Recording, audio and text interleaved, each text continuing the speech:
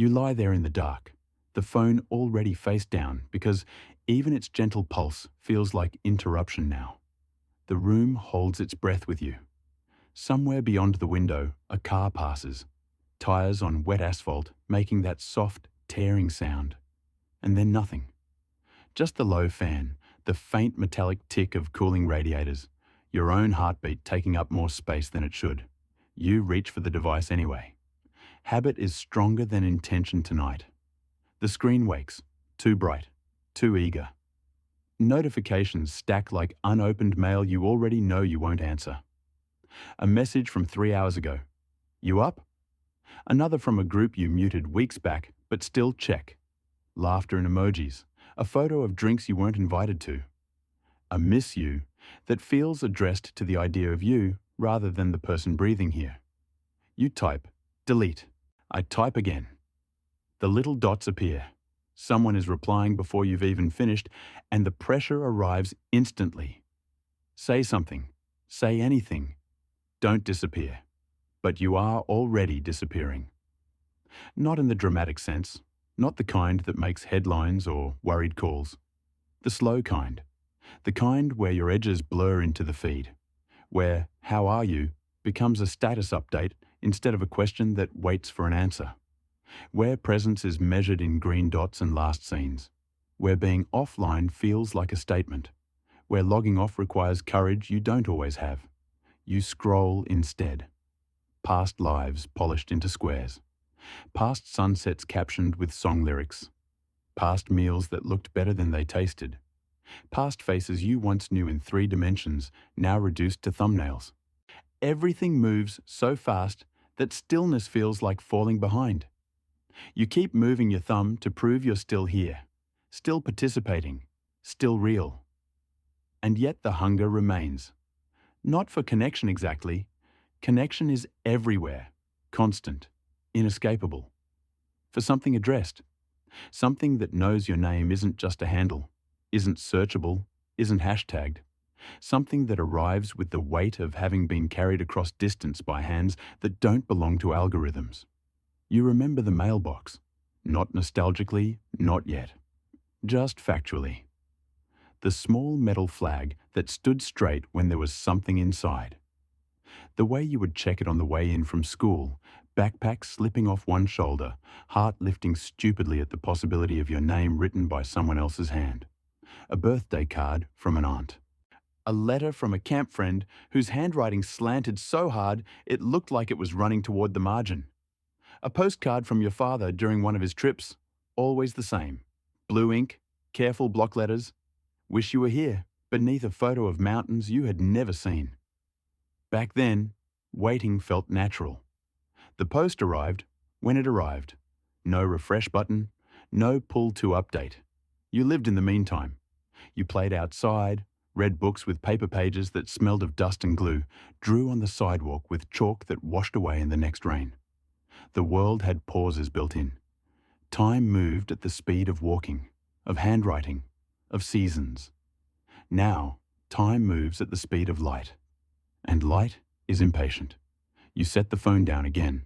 It buzzes once, twice, insistent. You ignore it. The silence that follows feels like permission. You think about the letter you received 3 months ago. Not digital, paper, cream-colored envelope, slightly heavier than it should have been. Your name in black fountain pen, the ink pooling just enough at the base of each letter to show hesitation or care. You could never decide which. Inside, 4 pages from someone you hadn't spoken to in years. No preamble, no "sorry it's been so long."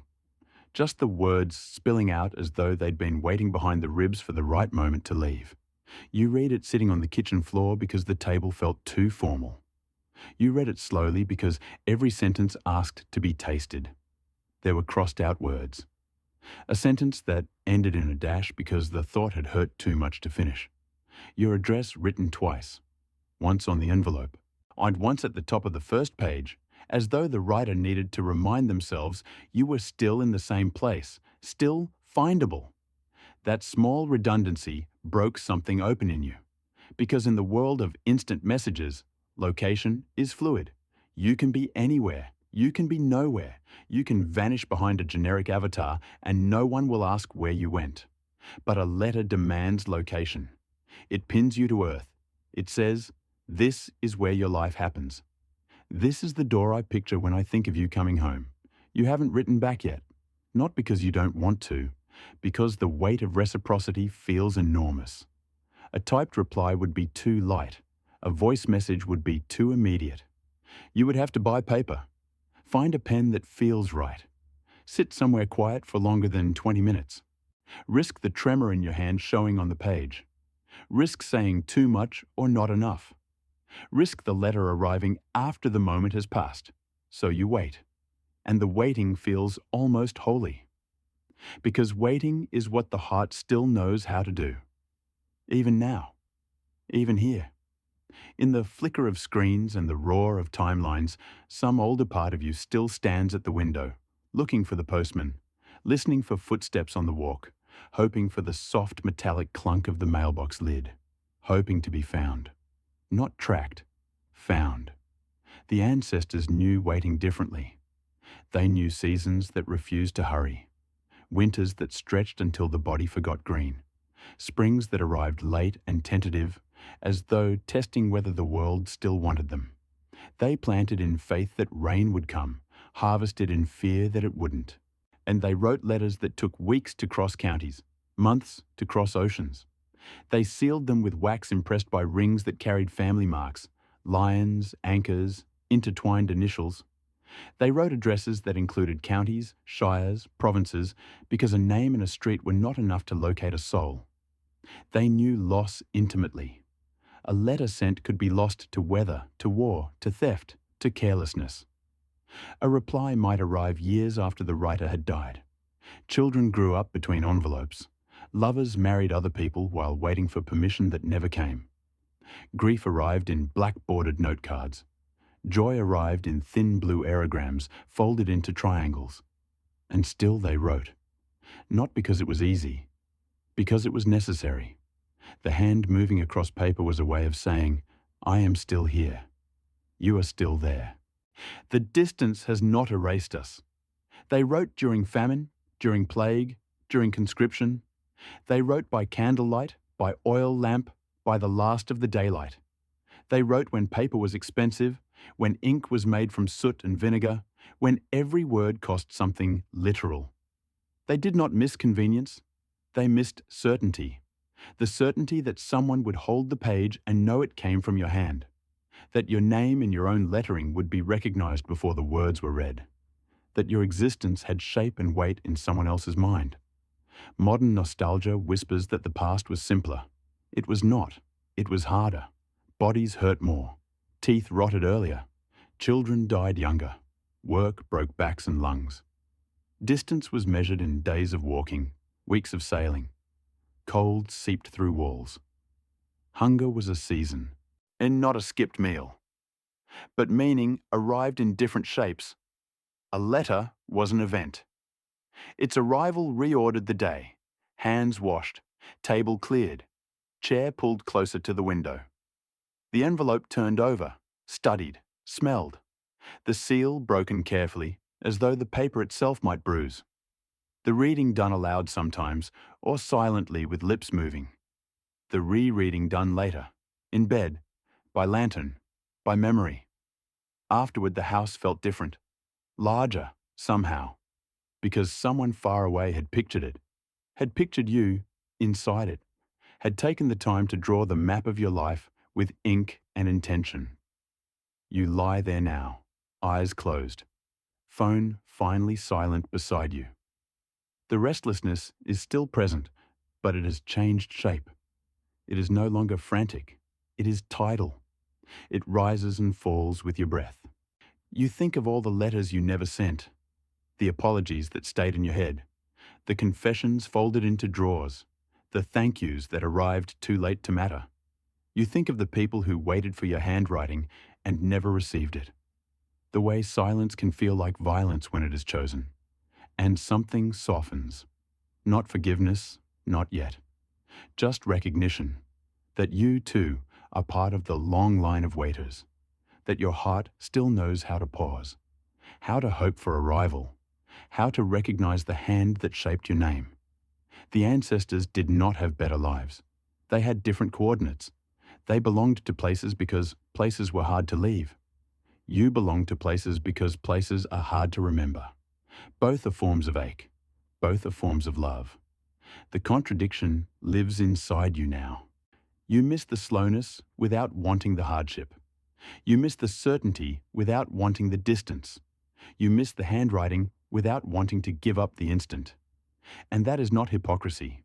It is human. Nostalgia is not a longing for what was. It is a survival instinct. A way for the animal in you to remember that once you were located, once you were findable, once your name in someone's mouth had power to steady the world. So you let the longing rise without judging it. You let it wash through without trying to fix it. You breathe into it.